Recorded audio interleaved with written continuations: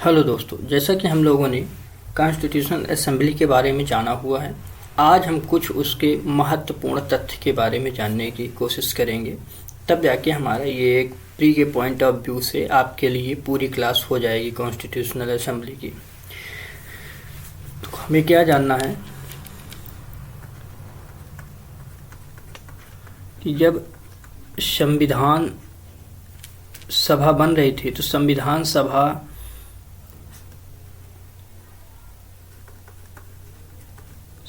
के महत्वपूर्ण तथ्य है ना कि उस समय कैसे क्या क्या किया गया। यानी कि जब हमारा संविधान बना, यह जब संविधान बना तो इसमें क्या क्या रखा गया, कैसे। तो पहला तो आप जानते हैं कि यह एक लिखित संविधान है। तो लिखित संविधान है तो इसकी जानकारी हमें कहाँ से मिलती है? इसकी हमें अगर बात करें कि जानकारी कहाँ से मिलती है, तो यह जानकारी आपको मिलती है प्रस्तावना से। कहाँ से? प्रस्तावना से। जब हम लोग प्रस्तावना पढ़ेंगे तो वहाँ आपको समझ आएगा, क्योंकि प्रस्तावना में एक शब्द लिखा है अधिनियमित करते हैं।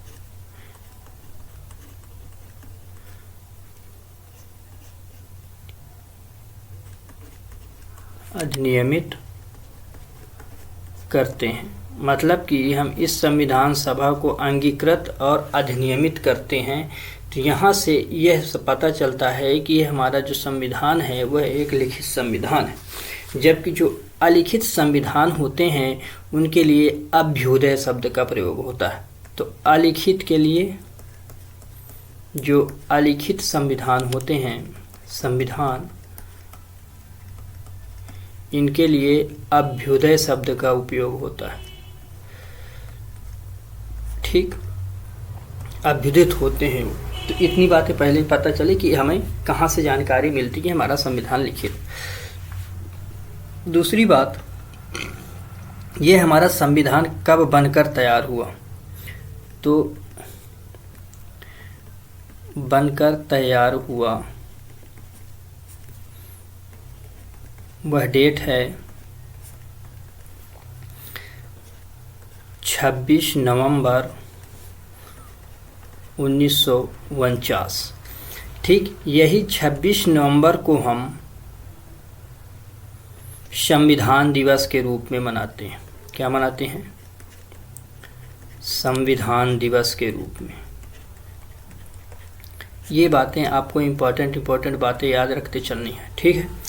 अब 26 नवंबर 1949 को जब संविधान बना, तो क्या संविधान 26 नवंबर को लागू हुआ या नहीं हुआ? तो कैसे, अगर 26 नवंबर को बन के तैयार हो गया तो फिर इतने दिन कहाँ, कैसे रहा? तो दो डेट आपको मिलती हैं। एक मिलता है 26 जनवरी 1950 और एक है 26 नवंबर 1949। तो इस 26 नवंबर को संविधान लागू होता है, लेकिन इसके कुछ जो है तो आर्टिकल लागू होते हैं। तो संविधान के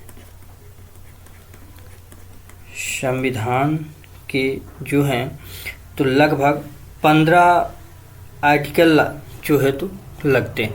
तो संविधान के कुछ अनुच्छेद ठीक लागू होते हैं।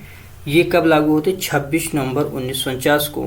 तो उनको हम लिखते हैं, उन्हें लिखिएगा अनुच्छेद 5, 6, 7, 8, 9, 60, 324, 366, 367 और 379, 380, 388,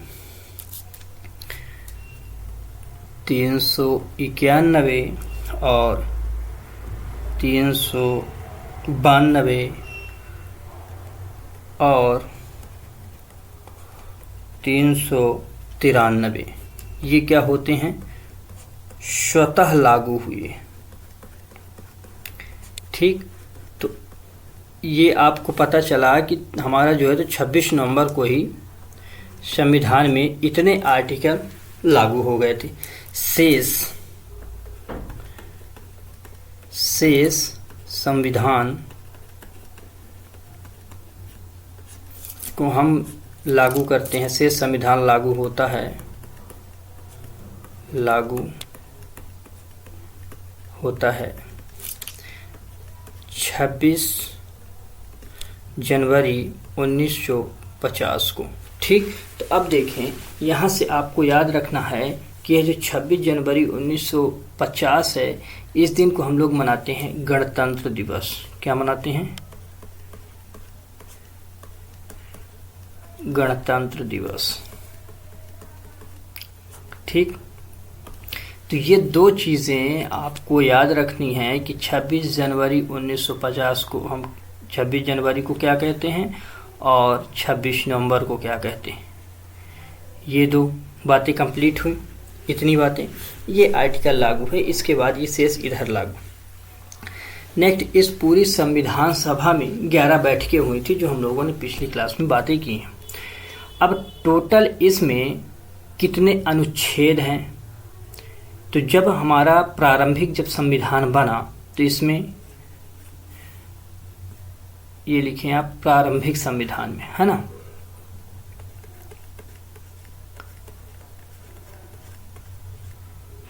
प्रारंभिक संविधान और वर्तमान में। ठीक, तो इन दोनों में चीज़ें हम लोग समझने की कोशिश करेंगे। तो अनुच्छेद 395 भाग 22 अनुसूची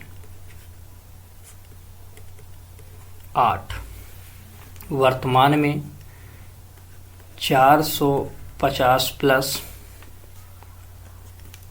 25 और 22 इतने हुए। इनके बारे में जब हम आगे चल के पढ़ेंगे अनुसूची, तो यहाँ बताएंगे कि ये कैसे कितने टाइम में किसकी तरह से अलग अलग होकर बढ़ती चली गई हैं, है ना। तो इनके बारे में हम वहाँ समझेंगे। भाग जो है, तो भाग कैसे बढ़े हैं, इनके बारे में भी हम समझेंगे। तो इतनी बातें आपको याद रखनी है। जो संविधान है, इसमें कुल 15 महिलाओं ने भाग लिया था। कुल 15 महिलाओं ने भाग लिया था, या कुल 15 महिलाओं का योगदान था। ठीक, कुल 15 महिलाएं थी, ये लिख लो।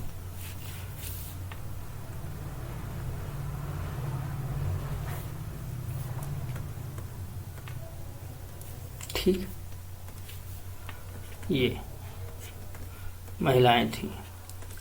अब कुछ कोटेशन हैं जो इन्हें आपको याद रखना है कि इनके बारे में कौन से कोटेशन। एक जो है तो पूछा गया था मध्य प्रदेश लोक सेवा आयोग में कि ये किसका कथन है। तो इस तरह के एक दो कथन के बारे में जानते हैं। तो वह कथन क्या था कि संविधान सभा अकेले ही देश के लिए एक स्वदेशी संविधान का निर्माण कर सकती है तथा सही मायने में यह पूरी तरह से लोगों की इच्छा का प्रतिनिधित्व कर सकती।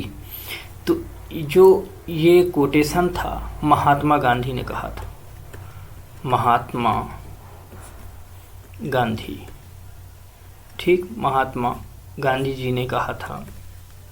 इसे आप लिख लेंगे कि संविधान सभा अकेले ही देश के लिए एक स्वदेशी संविधान का निर्माण कर सकती तथा सही मायने में और पूरी तरह से लोगों की इच्छा का प्रतिनिधित्व कर सकती है, ये इन्होंने कहा था।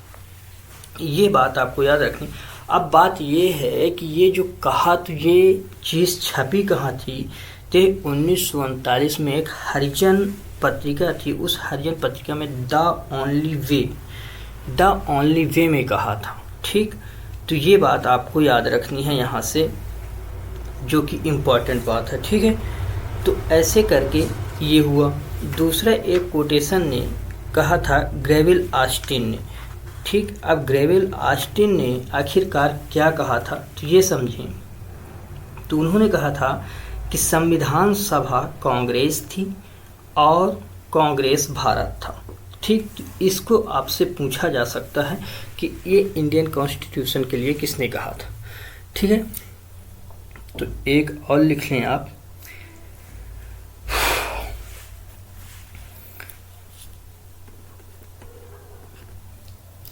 ग्रेविल ऑस्टिन,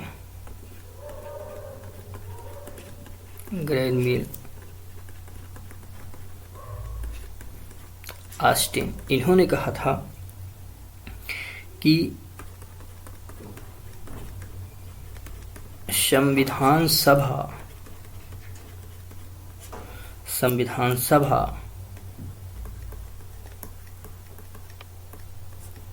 कांग्रेस थी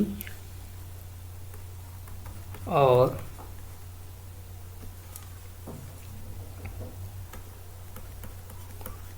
कांग्रेस